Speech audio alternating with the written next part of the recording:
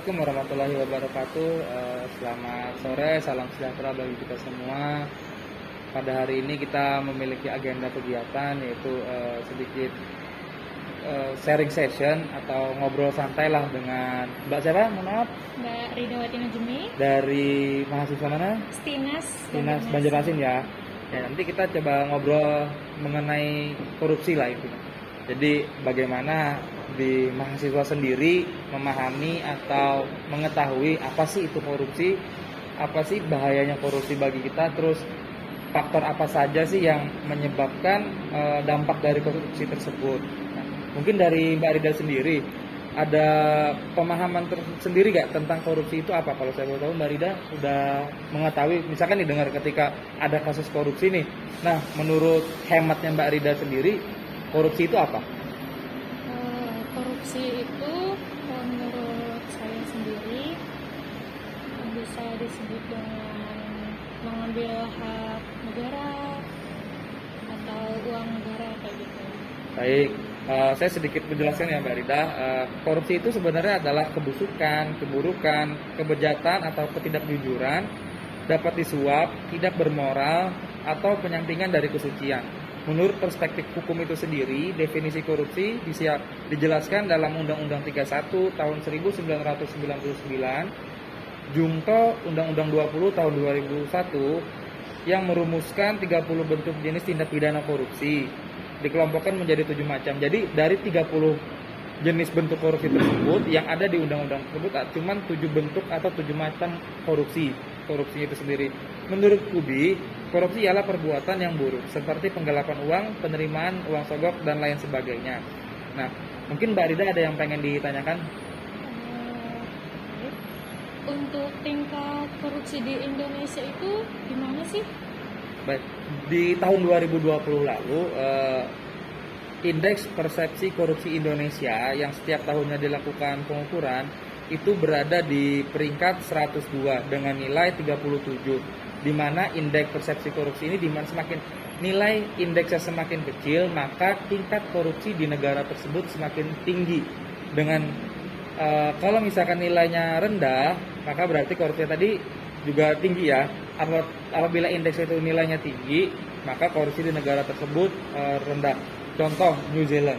New Zealand adalah salah satu negara di Asia Pasifik. Ini kita bicara tentang Asia Pasifik.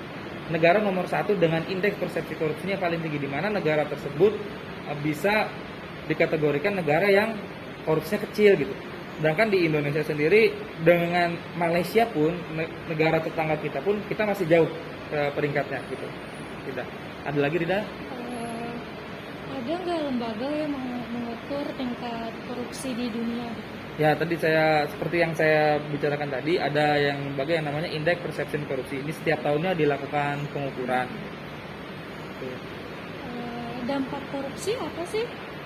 Tentu untuk dampak korupsi itu sendiri banyak ya. Yang seperti kita ketahui dampaknya merugikan setiap warga negara. Pasti korupsi itu bisa kita kategorikan sebagai benalu sosial.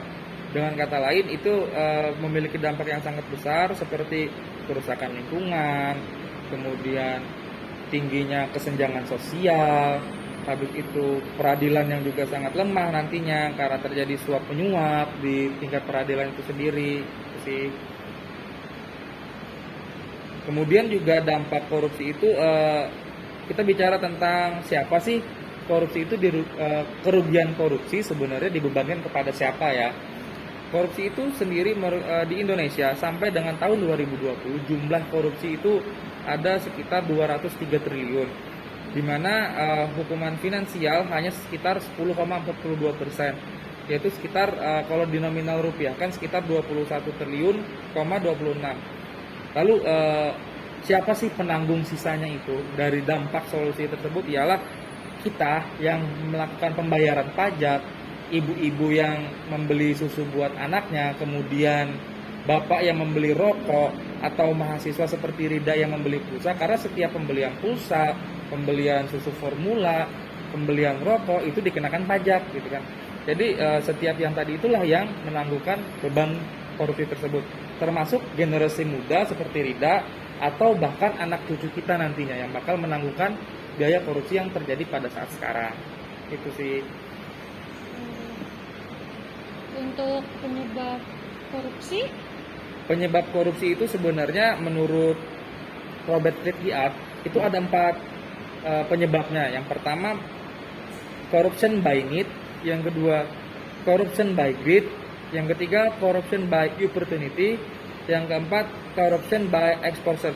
Dimana kalau kita bicara by need adalah dilakukan karena ingin memenuhi kebutuhan hidup sehari-hari yang tidak tercapai karena gajinya rendah atau berhubungan dengan niat dan perilakunya. Jadi gini, kalau misalkan kita menginginkan corruption by need tadi adalah orang yang hidupnya sederhana tapi memiliki gaya hidup yang tinggi sehingga dia menghalalkan segala caranya untuk bisa memenuhi gaya hidupnya. Itu dikategorikan sebagai corruption by need.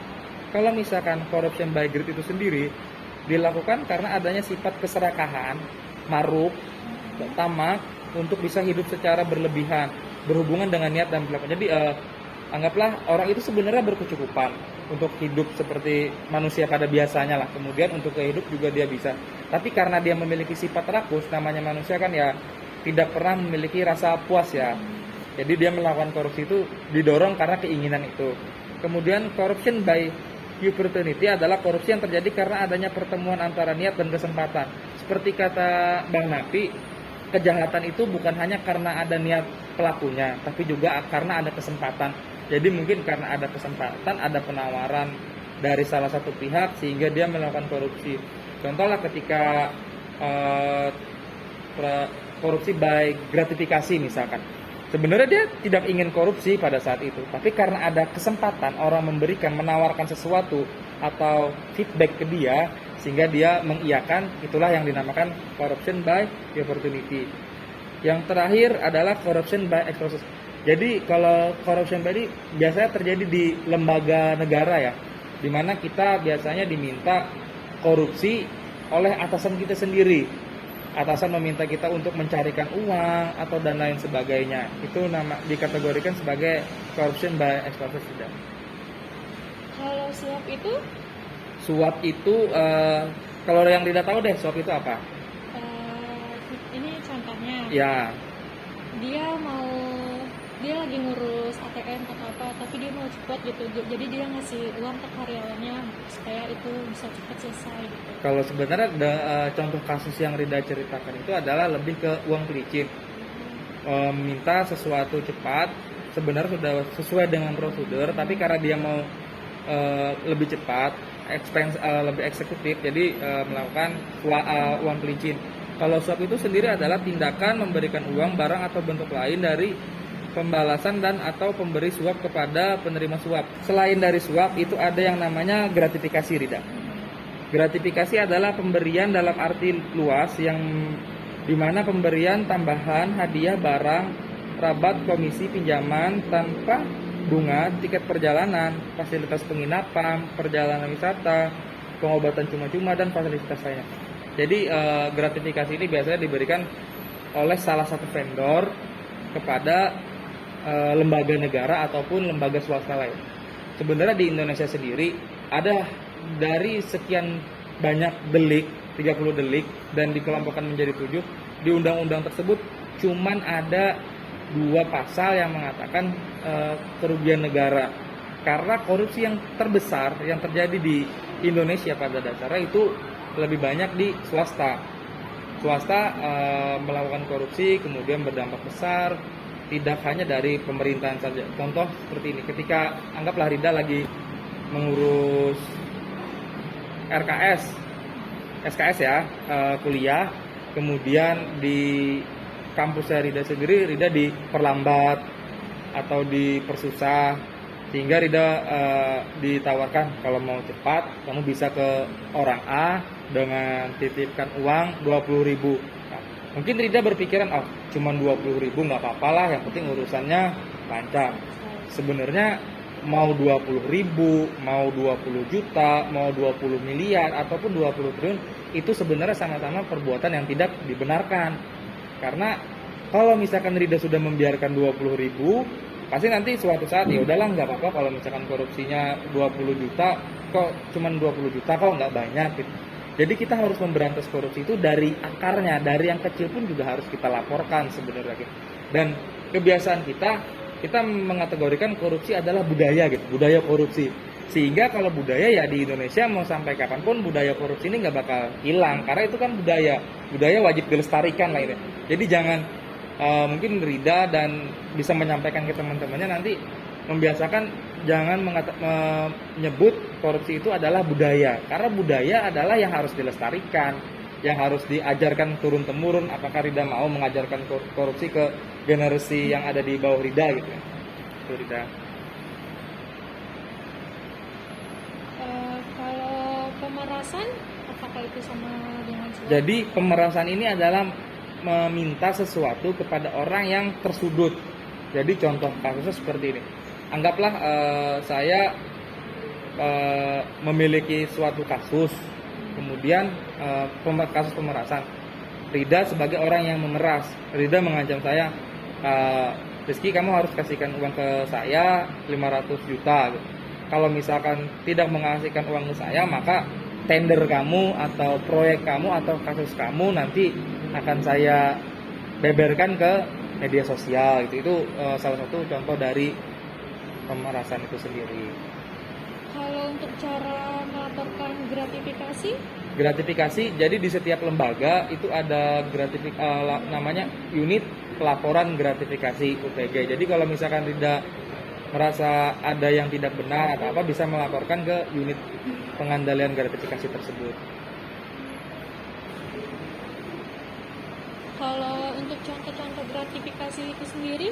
Contoh gratifikasi tadi seperti yang dijelaskan di awal, bisa berbentuk uang, kemudian fasilitas barang, diskon, komisi, pemberian pinjaman tanpa bunga, pengobatan cuma-cuma, perjalanan wisata, fasilitas penginapan, tiket perjalanan, dan fasilitas lain.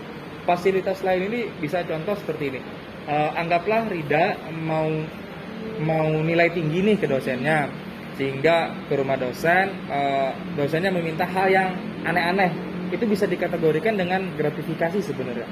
Karena gratifikasi tidak hanya melulu tentang barang dan uang gitu.